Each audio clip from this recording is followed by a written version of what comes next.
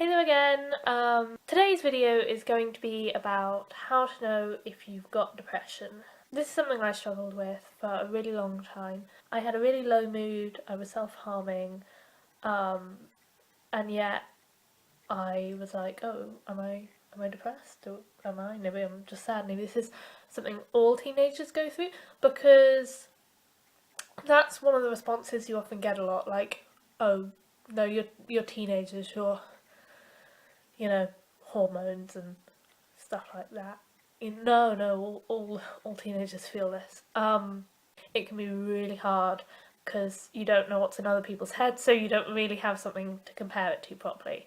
What's more, just going to your doctors and asking them may not even give you the answers there, because when I finally sort of did decide that I thought, yeah, no, I am depressed, I went to my GP with my mum, and we were like, okay, I don't think I'm right, here's why. And she shrugged it off as, oh no, you're just a teenager. She actually laughed. Um, oh, which was like obviously so wrong of her, and in the end, like devastating, because I just absolutely spiraled out of control and it got so much worse. And maybe if I had been properly diagnosed earlier, things wouldn't have got the way they did. But there you go, that's what things are like, unfortunately. Okay, so how to know.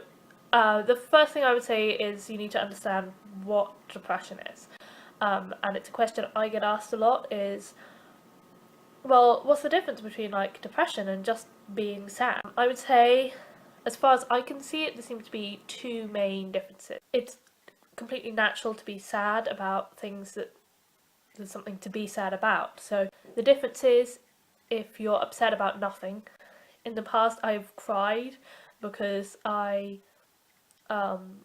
spilt my soup.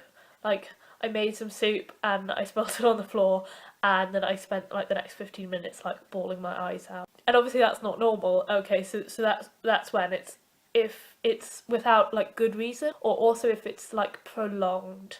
Say you've done badly in a test, like that's understandable.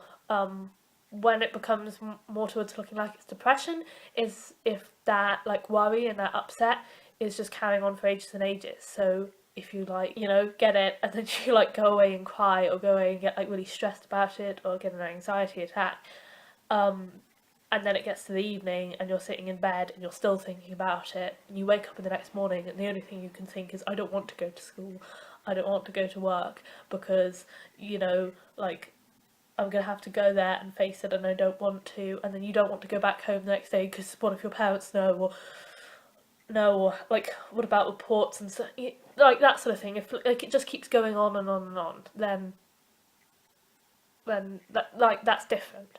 Um, so those would be the two main things that I would say. I looked up the definition of depression because I thought like, oh, this will be helpful, and it came up with depression, being depressed. I was like, great, yeah, that's super helpful. No, the other thing with depression is looking at it, there's loads of different emotions and feelings and things that are associated with depression, and not everyone's going to have the same ones. So for me, it was a massive sense of paranoia. Like, I literally thought that everyone hated me. Literally, I thought absolutely everyone was out to get me. No one wanted to be with me. No one wanted to be near me. It was like obsessive, and every look meant that they didn't like me, or they wanted rid of me, or like everything just became about it. So paranoia, but it's different for different people. So for some people it's like anxiety, insomnia, like not sleeping well, or finding it really hard to sleep, like when you're trying to go to bed and then like the rest of the time being super tired, like having no energy to do anything, having like all your passions and stuff just sort of go away. You just don't have time for them, can't be bothered. Everything's just so like, oh, feelings of helplessness, hopelessness, loss of appetite, obviously like a feeling of extreme sadness, inability to concentrate if you're at work, if you're at school. You know, you can spend like a day looking at like a piece of paper with some writing on it, and at the end of the day, like, I still don't know what it said.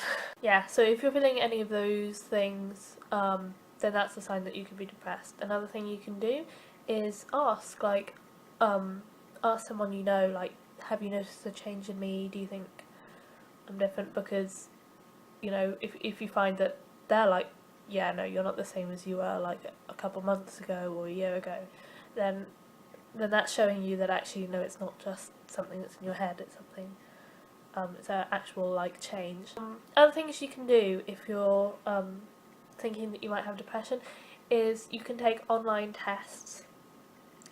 Not all of them are going to be great, some of them are kind of like weird and aren't going to be useful to you, so I suggest if you do take a test online, and it's just like filling in questions, and then they'll say, it seems like you've probably got this. They will, or should at least, always say, this isn't 100% certain though, we can't know, because obviously, you know, we're not a person physically there being able to talk to you about this. You need to go and see a doctor. Although I would suggest doing more than one. Don't just do one, because you could have like a really rubbish one. You know, do a couple, see are they coming up with the same sort of things. And like I said, they can be wrong, because I did loads of ones on bipolar, and it was like, yeah, you could be bipolar. And I'm not. It's another thing to think about. Have you had depression before, and do you think this is returning? Because if you've had it once, then I guess you're more likely to have it again. Also, another thing to think about is, do you have family members who suffer from depression or other mental illness? Because it is partially genetic. Although there can be things that trigger, like becoming depressed, actually, you know, a lot of it is like it's a chemical imbalance in the brain, which can often be genetic. It's also why with teenagers people say, oh, you're just being a teenager, that's just what it's like, because there is a certain amount of overlap. Obviously, when you're a teenager, all the chemical balances within you are changing, and so that means that people can have sort of ups and downs anyway. I hope this has been helpful, and maybe give you an idea, like, if you're not sure, like, oh, you know, what if I don't? If you have done all these things and you are worried about it, the fact that you're here, like, watching this video probably means that you are thinking about it. You know, that's actually like a step in the right direction. If you do think you're suffering these things, do go to the doctor. And like I said, I had a really bad experience in that I went to the doctor and I was pretty much laughed off.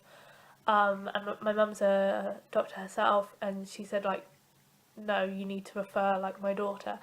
And so they said, yeah, they would. And they never did.